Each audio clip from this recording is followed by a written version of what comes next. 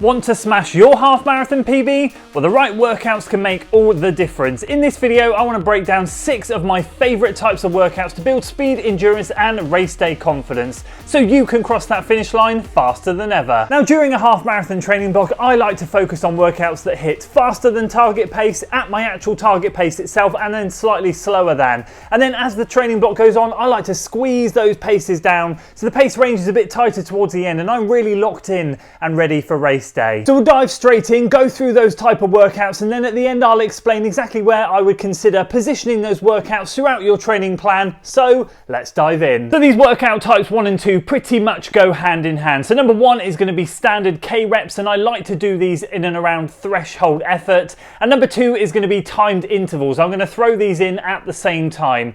And the reason I want to do that is because they pair nicely week in, week out. They provide a good strong foundation, and then of course when you're going through the training block, you can start to extend those reps and build on that speed you've worked on in the beginning, and then get stronger with the endurance as you extend those reps moving forward. Now, some people like to use these in the early stages of their block, even pre-training block, to get strong, ready for what's to come later down the line. That's what I like to do, and other people like to use them right throughout the training block and actually change the purpose of them as they get closer to race day. And by change the purpose, I might mean change the paces, shorten the recoveries, turn them into a different type of workout. They are very versatile, but for me, I love to use them as a great strength builder. So in terms of the K reps, I like to use those as threshold efforts. We hear that a lot, and really, what does that mean? Well, from an effort basis, because that's how I like to work, based on effort, I like to think of these to be done in and around that 1 hour race pace, squeezed down to around 10k sort of effort. In that range is perfect for me, because I like to then couple that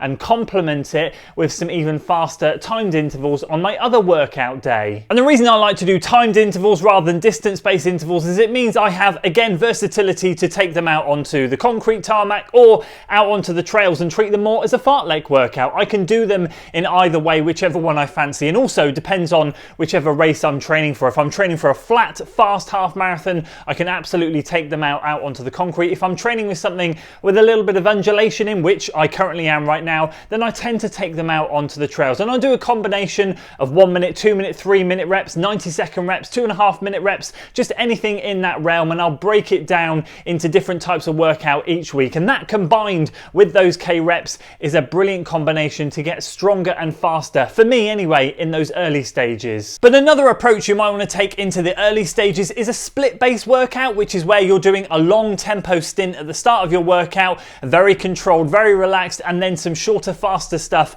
after that. And basically you're working 2 ends of the spectrum within one workout. If you want to get scientific, you could look at it from the approach of you're trying to work your aerobic threshold and then your anaerobic threshold all in one go. That's what I aim to do. So those tempo sections at the start might be somewhere around 8, 10, 12 minutes worth of work, very close to marathon effort. But then after that, I'll throw in some timed intervals like 10 by a minute, 6 by 2 minutes, 5 by 3 minutes, something like that at the end, that will then work that top end threshold. And then I have permission by myself to push those paces a lot harder. And that would work really well based on the fact for you training for a flat and fast half marathon. But if you're training with something with undulation in, then potentially you consider what I've done during this training block, which is do the tempo section on the flat or mild undulation, but then for the speedier section at the end, do some hill workouts. I did that for the first 4 weeks of my training block, and I can highly recommend that. That's a great way to build strength and endurance for the start, to lay down the foundations for what's to come. So although we've got the classic K reps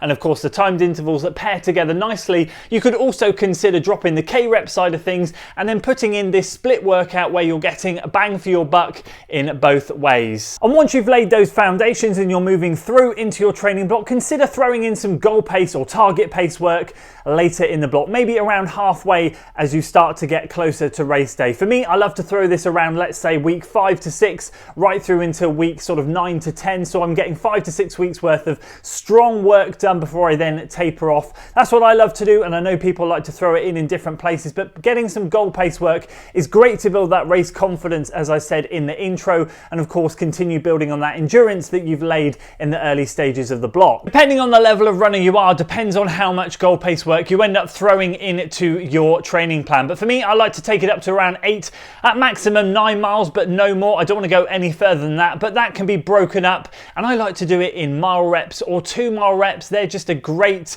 gauge of fitness. You're kind kind of progressing from that K-rep in the early stage and your reps are extending, getting longer. And again, as you get closer to race day, you can shrink that recovery, that rest down from 2 minutes to 90 seconds to 60 seconds as you get more control and you work on building that endurance more. And the fifth one I want to throw out there, speaking of endurance, is over-under workouts. These are something that were introduced to me around 2, 3, maybe 4 years ago, and I've never looked back at incorporating these into my training, and I genuinely highly recommend them. I think hands down these are one of the best type of workouts, albeit probably the hardest that you will put into your training plan, but one of the best that you can get for building up that speed endurance. Now I won't lie, these are the toughest, but I will throw these in usually around halfway, and then again, just like goal pace, getting close towards race day. And I'll tend to alternate week in, week out, whether I do some goal pace work or whether I do some over-under work. Now, I'll give you a little bit of friendly advice with this. When I do throw these in personally halfway through the training block, I'll usually start with something like 5 by 3 minutes over, 3 minutes under, and I can keep a slightly tighter pace range here. But when I build up to things like 10 by 3 minutes over, 3 minutes under, and then more recently for me now, 10 by 4 minutes over, 2 minutes under, so I'm shrinking the recoveries and lengthening the on reps, I tend to find that pace range stretches a little bit wider. But I would say don't worry too much at this stage, just make sure you're keeping those as a strong float. And what a float means is basically not an easy jog, you're kind of steady running as a minimum, and if you can squeeze it down a little bit more then great. But either way, when you start smaller and you really home in on that kind of 10-20 seconds over and under, you start to get that sense of, this is where I should be working. And genuinely, when you finish those workouts, you feel so good, and in 2, 3, 4 weeks post that, you will feel absolutely incredible. As I approach race day, I can categorically say now that I'm feeling the benefits of those early stage over and unders. And the sixth and final workout that I want to throw in there, that's not really a workout, but I treat it as that in my training plan, are tune-up races. You cannot replicate a race effort in training other than going to a race, and I strongly advise you throw in 1, maybe 2 workouts in the build-up to your half marathon. In my case, this time around, I think I've thrown in 3. And they have been absolutely crucial to me feeling good and practicing race day prep. And as I said in the intro, getting ready, feeling confident on that start line that you can execute that race day plan that you want to. Now, I will adapt my training plan to suit these races. I will take extra recovery before and after, because those race day efforts really do take something out of you. And depending on the distance that you're racing, depends on the amount of recovery I like to put in. So I'll throw in some more easier days here and there, maybe shrink the week after or before to just 1 workout out a week rather than 2.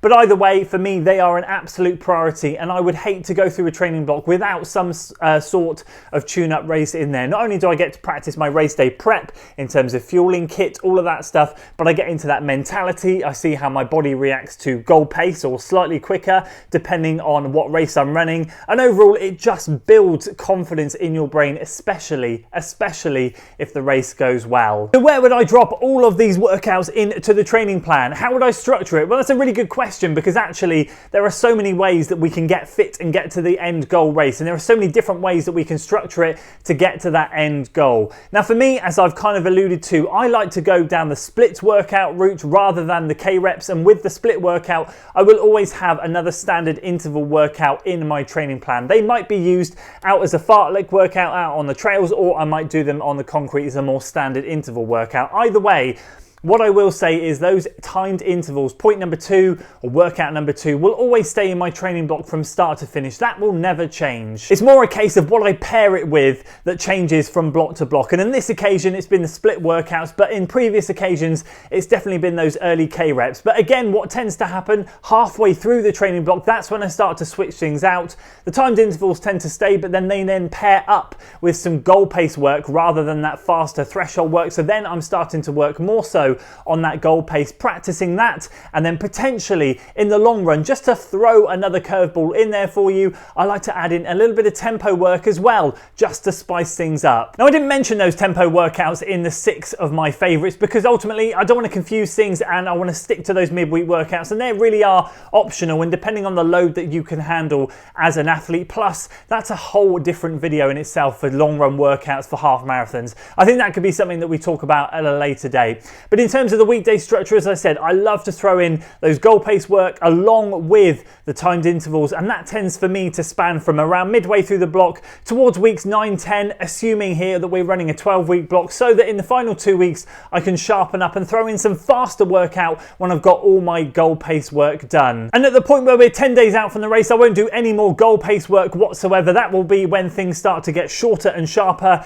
and I'll throw in workouts that will tune me up. Volume will come down, but the paces will be faster than half marathon. I might do the odd split workout maybe once, but that will be about it. I won't do anything more at that point, because at that stage there's nothing more that I can do that will improve my race performance, but there are things that I can do that will ruin it, and that will be to do too much work. So at that point it's all about staying sharp, and as I said, I'll just adapt those timed intervals, bring them down a little bit in terms of volume, and just work faster than goal pace. And if there are any of my athletes watching this video, they'll resonate with a lot of what I said, because they'll be getting a lot of this work in their training plan. Speaking of which, if you're interested in being coached, I do always leave a link in the description below. You can hop down there and check it out. I'd be more than happy to help you in your 2025 goals, and of course moving forwards from that as well. And I would love to throw the question back out to you guys. What are your favorite half marathon workouts? What do you love to do in training that gives you a good indication that you are in good shape? Please do drop a comment down below. It'd be great to hear from you down there. And that will be it for today, guys. I hope you enjoyed this one. If you did, please do consider hopping over to one of these videos on your screen now. I'll leave a link up here to my latest race vlog, where I had another successful tune-up race at the Boddington 10. And if you're interested in seeing how that week of training led up to that race, do check out this video down here, and I'll see you guys over on one of those.